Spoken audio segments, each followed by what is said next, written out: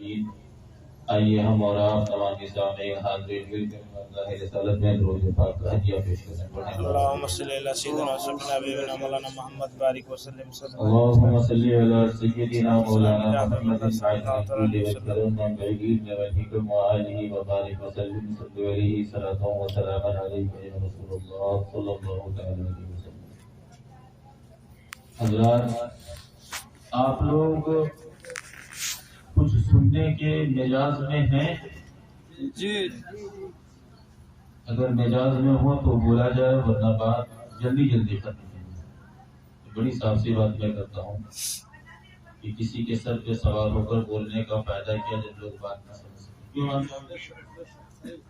میں کسی کے سر پہ سوار ہو کر کے نہ میری بات مانو اور وہ کہنا مجھے تو حضرت سمجھ ہی میں نہیں آ رہا، کیا فائدہ؟ میں محنت کروں، میرا سینہ سوکھے اور آپ کو سمجھ میں نہ آئے۔ حضرات، باتیں بعد میں شروع ہوں گی، پہلے یہ بتائیے یہ آج یہاں پر تھا کیا؟ جی عرس پاک۔ تو کتنے لوگ عرس میں شریک ہونے آئے تھے؟ حضرات، عرس کو عرس بنا کر رکھیے، میلہ نہ بنا دیجیے۔ عرس کو عرس بنائیے۔ بزرگوں کی بارگاہ میں آپ فیض لینے کے لیے حاضر ہوتے ہیں تو گناہ کر کر اپنے سر پر عذاب نہ مسلط کیجیے۔ میں آیا، راستہ بالکل جام تھا، معاملات کیسے تھے کہ میں یہاں بیٹھ کر بیان نہیں کر سکتا۔ یقین مانو مسلمانوں، ہماری یہ روش ہمیں نجات نہیں دکھا سکتی، اور وہ جس کی تقریب میں ہم حاضر ہوئے، اگر اسی کے کہے پر ہم نے عمل نہ کیا تو ہمیں فیض کیا ملنا۔ اللہ تبارک و تعالی نے قرآن پاک میں ارشاد فرمایا، من عمل صالحا من ذکر او انثى وهو مؤمن، جس نے نیک عمل کیا، چاہے وہ مرد ہو یا کہ عورت ہو، مگر شرط یہ ہے کہ وہ مسلمان ہو۔ فَلَنُحْيِيَنَّهُ حَيَاةً طَيِّبَةً، تو میرا وعدہ ہے کہ میں اسے ضرور پاکیزہ زندگی عطا کروں گا۔ کیا کروں گا؟ پاکیزہ زندگی عطا کروں گا۔ اور پاکیزہ زندگی مسلمانوں کیسی ہوتی ہے آپ کو معلوم ہے؟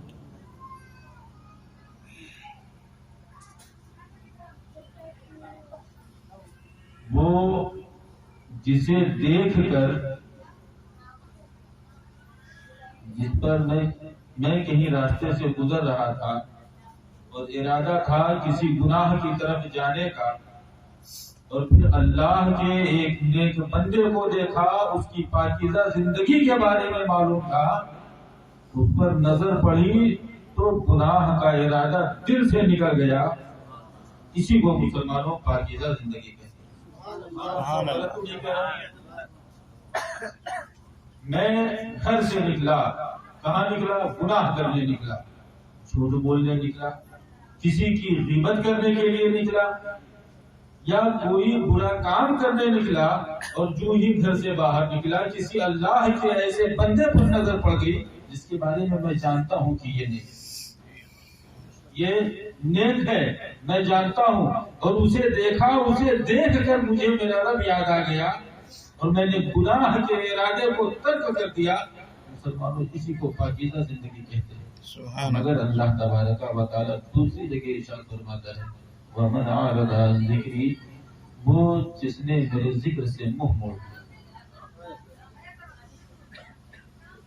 وہ جو میرے ذکر سے پھر گیا، وہ جس نے میرے احکامات سے سرتابی کی، فَإِنَّ لَهُ مَعِيشَةً ضَنْكًا، تو میں اس پر عرض حیات تنگ کروں گا۔ وَنَحْشُرُهُ يَوْمَ الْقِيَامَةِ أَعْمَى، اور جب قیامت قائم ہوگی تو میں اسے کیا کر دوں گا؟ اندھا کر دوں گا۔ اور دوسری جگہ قرآن پاک میں رب کائنات فرماتا ہے من یعمل سوءا یجزا بہ، وہ جو برے اعمال کرے گا اسے برے اعمال کا بدلہ دیا جائے گا۔ کب بدلہ دیا جائے گا؟ کہاں بدلہ دیا جائے گا؟ تو مسلمانوں مفسرین بیان فرماتے ہیں پھر دنیا والآخرہ۔ کہاں کہاں بدلہ دیا جائے گا مسلمانوں؟ دنیا میں بھی بدلہ دیا جائے گا اور آخرت میں بھی بدلہ دیا جائے گا۔ اب مسلمانوں اب تو پورا محلہ تو رہا نہیں پروگرام، ورنہ میں پوچھتا بہرحال جتنے لوگ ہیں اتنے لوگوں میں بتائیں کتنے لوگ فجر کی نماز میں جاتے ہیں؟ ایک دو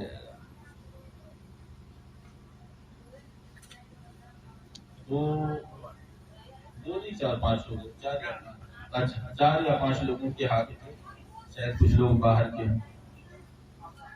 تو حضرات آپ کیا سمجھتے ہیں نماز کی دین میں کیا ہے؟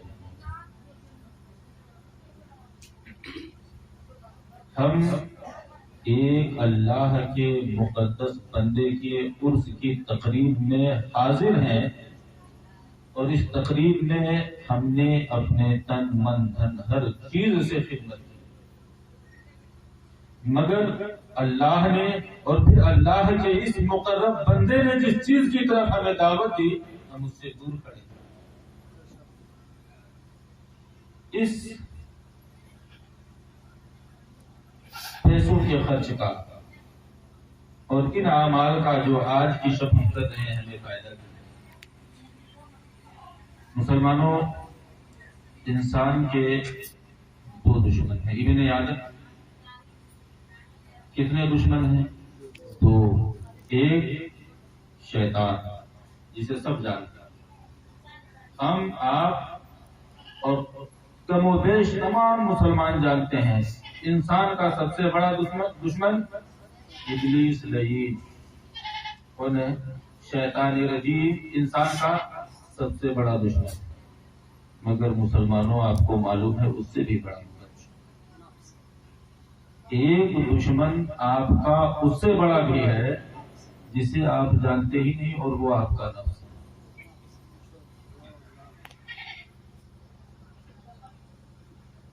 مسلمانوں جب شیطان نہیں تھا، جب ابلیس کو ابلیس نہیں کہا جاتا تھا، تو آپ جانتے ہیں اسے کس نے تباہ کر دیا؟ معلوم ہے آپ کو؟ آج میں یہاں اس اسٹیج پر بیٹھا ہوں اور کوئی ایسا آدمی جو مجھ سے کم پڑھا ہوا ہو اور مجھے وہ ٹوک دے کہ حضرت آپ نے یہاں غلط کہہ دیا، آپ نے غلط کہہ دیا، جانتے ہیں مجھے کیا ہوگا؟ مجھے جلال آ جائے گا۔ تم بتاؤ گے مجھے اور تم بتاؤ گے کہ جو آپ نے کہا وہ غلط ہے۔ یہی ہو گیا مسلمانوں ابلیس کے ساتھ۔ اللہ تبارک و تعالیٰ نے جب سجدے کا حکم دیا، معلوم ہے مسلمانوں ابلیس نے کیا؟ خلقتنی من نار وخلقتہ من طین، مولا تو نے مجھے آگ سے پیدا کیا اور آدم کو مٹی سے پیدا کیا۔ مجھے آگ سے پیدا کیا اور آدم کو مٹی سے پیدا کیا۔ آگ ہمیشہ اوپر کی طرف اٹھتی ہے، آگ ہمیشہ اوپر کی طرف اٹھتی ہے، تو میں تو مٹی سے بلند و بالا ہوں، پھر مٹی سے بنی ہوئی چیز کو میں سجدہ کیسے کروں؟ اور باقاعدہ مسلمانوں ابلیس نے دلیل کھڑی کر دیا کہ میں آدم سے بہتر ہوں۔ مسلمانوں کیا ہوا؟ اللہ تبارک و تعالیٰ نے اسے راضی بارگاہ کیا۔ اس نے کہا مولا مہلت دے دے، مولا مہلت دے دے۔ اللہ تعالیٰ فرماتا ہے جب قیامت تک تیرے پاس مہلت ہے، قیامت تک تیرے پاس مہلت ہے، حضرت ابراہیم علیہ السلام کا زمانہ آیا، ابلیس کی ملاقات ہوئی حضرت ابراہیم علیہ السلام، کہنے لگا اے ابراہیم خلیل اللہ کی بارگاہ میں عریضہ پیش کریں، میری خطا کو رب تعالیٰ معاف کرے۔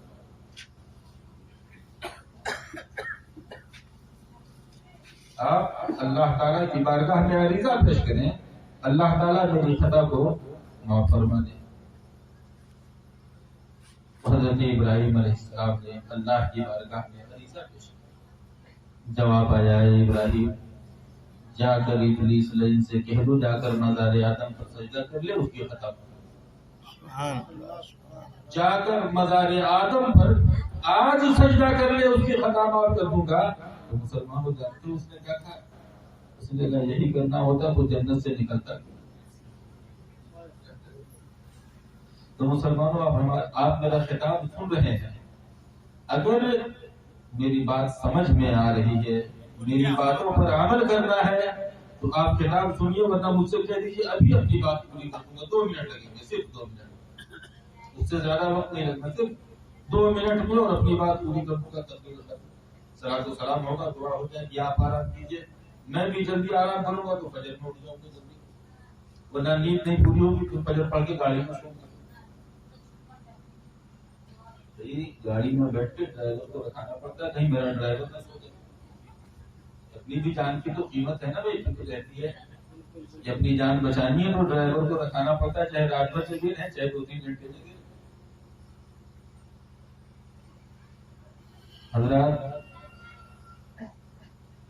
ماہ رمضان آ رہا ہے، ہم لوگوں نے سنا تھا کہ جب ماہ سیام آتا ہے تو شیطان کو زنجیروں سے جکڑ دیا جاتا ہے، شیاطین کو زنجیروں میں باندھ دیا جاتا ہے۔ پھر جب کچھ ہوش مند ہوئے، سمجھدار ہوئے اور تعلیم کے اس مقام تک نہیں پہنچے تھے کہ سمجھ پاتے مسئلہ کیا ہے، تو سوچتے تھے بھائی ماہ رمضان میں شیطان باندھ دیا جاتا ہے مگر انسان پھر گناہ کرتا ہے، شیطان تو باندھ دیا گیا مگر گناہ پھر ہو نہیں۔ ابھی مفتی صاحب قبلہ تقریر کر رہے تھے کہ آپ نے رمضان میں روزے رکھے، وقت کاٹنے کے لیے معلوم ہوا کیا کیا، گانے سن رہے، اور کیا کیا، اس سے نہیں وقت کٹا تو گئے لوڈو کھیل لیتے ہیں، اس سے بھی نہیں وقت کٹا تو چلو کچھ اور کر لیتے ہیں۔ ہے یہ وقت جو آپ فضول ضائع کرتے ہیں، تلاوت کلام اللہ میں صرف کرتے ہیں، نہ جاننے میں جو نمازیں قضا ہو گئی ہیں انہیں ادا کرنے میں صرف کرتے ہیں، کتنا اچھا ہو۔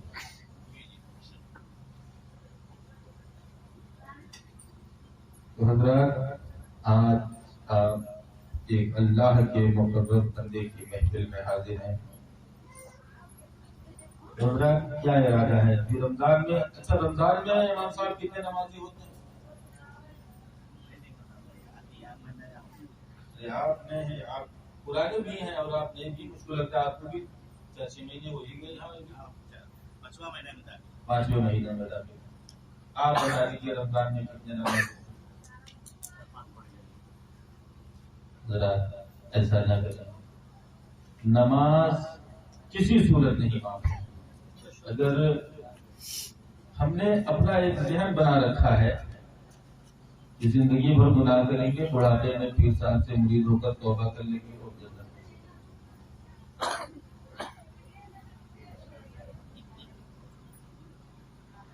اگر مسلمانوں جنت اتنی ہی آسان ہوتی تو صحابہ کیوں نماز پڑھتے تھے؟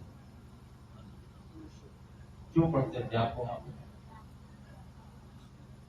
ہم نے صحابہ کی زندگی کے بارے میں مسلمانوں سنا ہے کہ دن میں نمازیں پڑھتے، جہاد فی سبیل اللہ بھی وقت پڑھنے پر کرتے، پوری رات نفل پڑھتے، سجدوں میں پوری رات کٹ جاتی مسلمانوں، اور پھر اس کے بعد رب تعالیٰ کی بارگاہ میں ہاتھ اٹھا کر دعا کرتے اور پھر امید کرتے کہ اللہ تعالیٰ اپنے فضل سے ہمیں بخش دے گا، اللہ تعالیٰ اپنے فضل سے ہمیں بخش دے گا۔ اور ہمارا معمول کہ ہمارے پاس مسلمانوں عمل کوئی نہیں، اور دعویٰ یہ کہ پیر صاحب تو بغیر ہم کو لیے جنت میں نہیں جائے۔ مسلمانوں ایسا نہ کریں، آپ نماز کی پابندی شروع کر دیں۔ والدین کا ادب مسلمانوں بہت ہی ضروری ہے۔ فتح مکہ کا موقع آقا کریم صلی اللہ تعالی علیہ وسلم 10,000 صحابہ کے درمیان، کتنے مسلمانوں؟ ہم میں سے کسی کے پیچھے 10,000 انسان کھڑا ہو جائے تو ہمارا تیور کیا ہوگا؟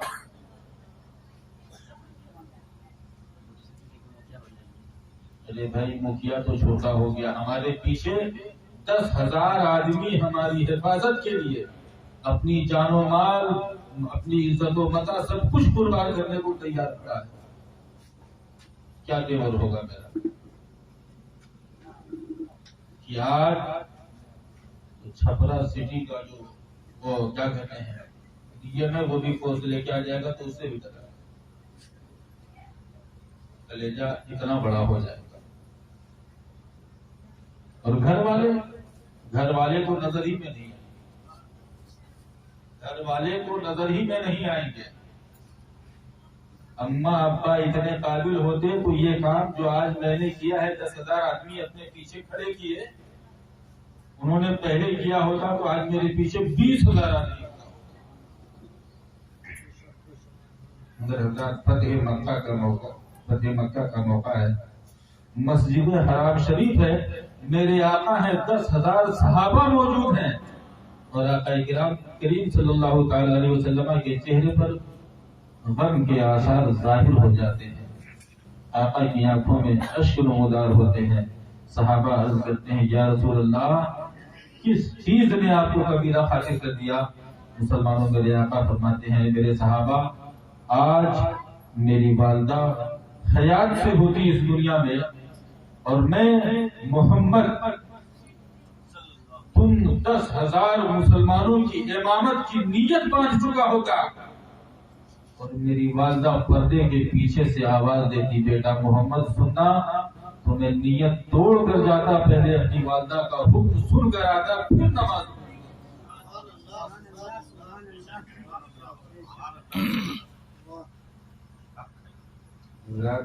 اس سے سمجھ لیجئے کہ والدین کا مقام کیا ہو سکتا ہے۔ آقا فرماتے ہیں کہ 10,000 لوگوں کی میں امامت کر رہا ہوتا اور میری والدہ مجھے پردے کے پیچھے سے آواز دیتی تو میں اپنی والدہ کے حکم کو پہلے سنتا اور نماز بعد میں مکمل کرتا۔ تو مسلمانوں والدین کے اولاد پر بڑے حقوق ہیں اور اتنی آسانی سے مسلمانوں یہ عطا نہیں ہوتے ہیں۔ ہم بڑی آسانی سے جب اپنے والدین کے ساتھ کچھ کرتے ہیں تو احسان جتاتے ہیں، حالانکہ مسلمانوں یہ ہماری کم نصیبی اور نادانی ہے۔ جب تک ماں باپ اس دنیا میں حیات سے ہوتے ہیں مسلمانوں کو ان کی اہمیت نہیں معلوم ہوتی، مگر ان کے جانے کے بعد گھر میں جو خلا پیدا ہوتا ہے ہمارے اس دنیا سے جانے تک آج مسلمانوں حضور پیر و مرشد بظاہر اس روئے زمین پر ہمارے درمیان نہیں ہے۔ 2002 سے پہلے جانتے ہو مسلمانوں میں شیر جیسا تھا، اس رات میں مجھ سے کوئی تنہا کر دیتا اعظم گڑھ چلے جاؤ، آج سے 25 سال پہلے کوئی کہہ دیتا تو میں ذرا نہیں سوچتا کہ مجھے اعظم گڑھ جانا۔ یوں احساس ہوتا کہ میرے باپ کا سایہ میرے پیچھے میری پشت پناہی کے لیے کھڑا ہے۔ مگر آج مسلمانوں مجھ سے کوئی کہہ دے یہاں سے سید صاحب چھپرا کے لیے چلے جائیے، ہمت نہیں جتا پاؤں گا کہ تنہا سفر۔ اور وقت مسلمانوں 20 سال کا گزر گیا اور 20 سال پہلے جو دن آیا تھا، جو کمی میری زندگی میں واقع ہوئی، آج 20 سال بعد وہ پوری نہ ہو سکی۔ تو مسلمانوں ہمیں والدین کی خدمت و اطاعت ہر حال میں کرنی ہے، شریعت کی پاسداری ہر حال میں کرنی ہے، اور بزرگوں سے محبت، آراس میں شرکت. یہ مسلمانوں دین کے وہ احکامات جو ہم پر فرض اور واجب کیے گئے ہیں، یہ وہ ادا کرنے کے بعد ہم پر ضروری ہوتے ہیں.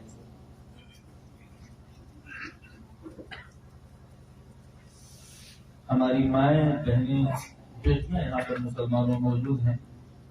میں آیا گاڑی سے، میں نے کہا کہ میں بیان نہیں کرنا چاہتا، مگر زبان کیونکہ خاموش نہیں رہنا چاہیے. یہ میری ذمہ داری ہے جس سے میں آزاد ہونا چاہتا ہوں. یہ بے پردگی اسلام اس کی کبھی اجازت نہیں دیتا، کبھی بھی نہیں دیتا. کسی صورت اس بے پردگی کی اجازت نہیں جو میں آج آراس میں جاتا ہوں اور دیکھتا ہوں. یہاں آیا دیکھا، اپنے یہاں بھی دیکھتا ہوں، اپنے یہاں بھی کہتا ہوں مسلمان، اس چیز کی اجازت ہمارا دین کبھی دیتا ہی نہیں. مسلمانوں، حضرت جنید بغدادی رضی اللہ تعالیٰ عنہ کا زمانہ ہے. مسلمانوں، کچھ عورتیں آپ کی خدمت میں حاضر ہوئی. حضور ہمیں قرآن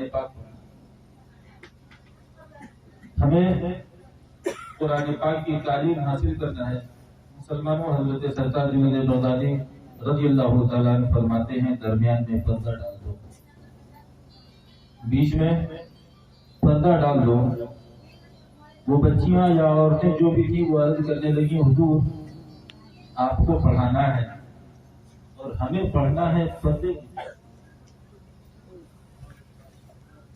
آپ کو پڑھانا ہے اور ہمیں پڑھنا ہے، پردے کی کیا ضرورت ہے؟ مسلمانوں، حضرت جنید بغدادی نے فرمایا کہ اگر پڑھانے والا حسن بصری ہوتا، پڑھنے والی رابعہ بصری ہوتی، جس جگہ پڑھایا جاتا وہ بیت اللہ کا صحن ہوتا، درمیان میں قرآن پاک ہوتا، پھر بھی میں بے پردہ پڑھنے پڑھانے کی اجازت نہ دیتا، کیونکہ یہ حسن بصری اور رابعہ بصریہ ہیں، اور جس نے منع کیا ہے وہ سید الانبیاء، وہ تمام انبیاء، تمام رسولوں کے سردار ہیں جنہوں نے منع کیا ہے. آقا کریم صلی اللہ تعالی علیہ وسلم سے کسی نے سوال کیا، یا رسول اللہ، تو غیر محرم ایک جگہ پر جمع ہو سکتے ہیں؟ مسلمانوں، میرے آقا صلی اللہ تعالی علیہ وسلم نے فرمایا کہ وہ تم دو غیر محرموں میں اگر ایک زکریا کے بیٹے یحییٰ ہوتے، دوسری عیسیٰ کی ماں مریم ہوتی، پھر بھی میں انہیں تنہائی میں یکجا ہونے کی اجازت نہ دیتا. مسلمانوں، یاد رکھیں، ہر غیر محرم، آج ہمارے معاشرے کا ماحول پھپھی کا لڑکا ہے تو اس سے پردہ کیسا؟ کیوں؟ پھپھی کا لڑکا ہے اس سے کیسا پردہ؟ خالہ کا لڑکا ہے اس سے پردہ کیسا؟ دور کا چچیرا بھائی ہے اس سے پردہ کیسا؟ مسلمانوں، اگر میں یہ پوچھ لوں کہ خالہ کے لڑکے سے آپ کے بہن کی یا آپ کے بیٹی کی شادی ہو سکتی ہے کہ نہیں ہو سکتی؟ اسلام کیا کہتا ہے؟ کیا کہتا ہے امام صاحب، بتائیں آپ. خالہ زاد، پھوپھی زاد، چچا زاد، مامو زاد، بھائی بہن، ان میں شادی ہو سکتی ہے. تو شادی ہو سکتی ہے تو یہ غیر محرم ہو گئے، تو ان سے تو پردہ فرض. اور آگے آئیے مسلمانوں، پیر صاحب، ان سے بھی پردہ فرض. آج ہمارا معاشرہ بن گیا ہے کہ پیر صاحب ہیں، پیر صاحب کی مریدہ ہے تو وہ بیٹی کی طرح. ارے صاحب، بیٹی ہوتی تو نکاح حرام ہوتا، بیٹی ہوگی تو نکاح حرام ہو جائے گا. مگر ایک مریدہ کا نکاح اس کے پیر کے ساتھ ہو سکتا ہے تو پیر صاحب بھی غیر محرم ہوگا. تو مسلمانوں، ہم نے معاشرے کے حساب سے اپنے آپ کو تبدیل کر لیا. ہم زمانے کے ساتھ چلنے کی کوشش کر رہے ہیں، اور اس کوشش میں مسلمانوں ہم بہت پیچھے ہو گئے. مسلمانوں، آج ہم مغربی ممالک کی ترقیوں کو دیکھ رہے ہیں. ایک زمانہ تھا مسلمان، ایک خدری پوش فقیر بیٹھا تھا، ایک روبرو نوجوان اس کے قریب آیا. جب تاریخ کے آنے سے پوچھا کہ آنے والا کون، تو معلوم ہوا آنے والا کوئی. بیٹھا ہوا کون ہے، تو معلوم ہوا بیٹھا ہوا عثمان غنی. قریب آئے حضرت خواجہ عثمان ہارونی، پوچھتے ہیں کیوں آئے ہو؟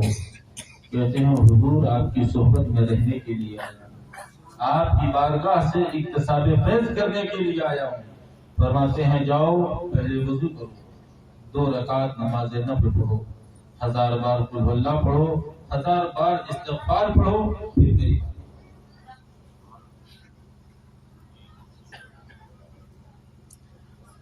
حضرت سرکار معین الدین مسلمانوں ویسا ہی کرتے ہیں، جاتے ہیں وضو کرتے ہیں، 2 رکعت نماز نفل پڑھتے ہیں، 1000 بار قل ہو اللہ پڑھتے ہیں، 1000 مرتبہ استغفار پڑھتے ہیں. پھر حضرت خواجہ عثمان ہارونی کی بارگاہ میں حاضر ہوتے ہیں. حضرت خواجہ عثمان ہارونی فرماتے ہیں معین الدین آسمان کی طرف دیکھو کیا نظر آتا ہے، دیکھو آسمان کی طرف کیا نظر آتا ہے. حضرت سرکار معین الدین نے آسمان کی طرف مسلمانوں دیکھا، عرض کرتے ہیں حضور آسمان نظر آ رہا ہے، کچھ نہیں.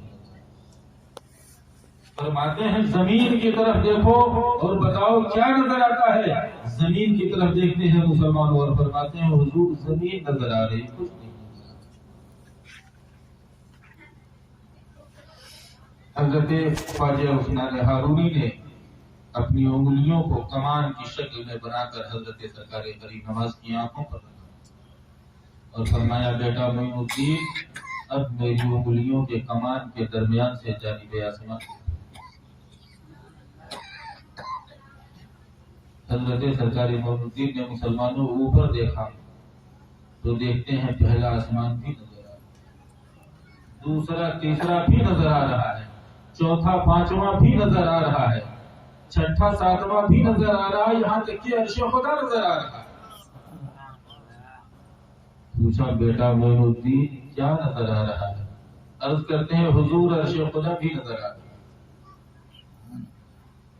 کہا زمین کی طرف دیکھو بتاؤ کیا نظر آ رہا ہے. مسلمانوں نیچے دیکھا، فرماتے ہیں حضور تحت سرا تک سب کچھ نظر آ رہا ہے. مسلمانوں آج ہم مغرب کی جن ترقیوں کے پیچھے بھاگ رہے ہیں، اگر ان سے کہا جائے ایک ایسا انسان لا کے دکھا، ایک انسان ایسا لا کے دکھا جس کی 2 انگلیوں کے بیچ سے دیکھنے کے بعد عرش خدا نظر آئے.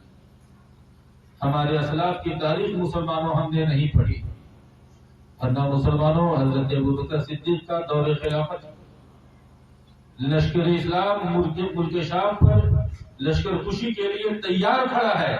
آقا کریم صلی اللہ تعالی علیہ وسلم اس دنیا فانی سے پوچھ کر چکے ہیں بظاہر. صحابہ مشورہ دے رہے ہیں امیر المومنین لشکر کو روک لیا جائے، منافقین کبھی بھی الغار کر سکتے ہیں، کبھی بھی بغاوت ہو سکتی ہے مملکت اسلامیہ میں. مگر مسلمانوں حضرت ابوبکر صدیق کی دوربین نگاہیں تمام چیزوں کو دیکھ رہی تھی. لوگوں کو بغاوت کی فکر تھی اور حضرت ابوبکر صدیق اسلام کی فتح کی قصے کو رکھنے کے لیے تیار تھے.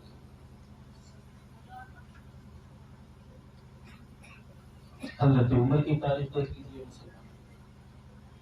حضرت عمر رضی اللہ تعالیٰ مدینہ منورہ میں دارالخلافہ میں بیٹھے، جنگ کہاں ایران کے پہاڑوں میں ہو رہی ہے اور یہاں سے آواز دے رہے ہیں اور سپہ سالار مسلمانوں وہاں گر رہا. نہ موبائل تھا، نہ کوئی تیز رفتار قاصد تھا، مگر وہ کون سا ہنر تھا، وہ کون سی روشنی تھی، وہ کون سا ایثار، کون سی قربانی تھی کہ آواز مدینے میں دی جا رہی، سنائی دے رہا ایران کے شہروں میں سنائی دے رہا.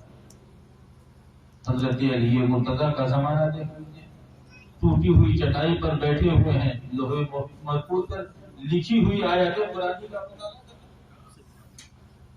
تو مسلمانوں بہت ساری مثالیں پڑی ہوئی ہیں. ہمارے اسلاف نے بڑی کامیابیاں حاصل کی، بہت سی منزلیں طے کی، اور ہم نے تاریخ پڑھی نہیں تو آج ہم سمجھتے ہیں کہ آج کا انسان ترقی کر رہا ہے، آج کا انسان ترقی کر رہا ہے۔ تو حضرات، آپ آج اس محفل میں شریک ہیں، آپ سب سے پہلے اپنے نفس کو کنٹرول کرنے کی کوشش کریں، ورنہ آپ کا نفس اگر مضبوط رہا تو شیطان کبھی بھی حملہ نہیں ہوگا۔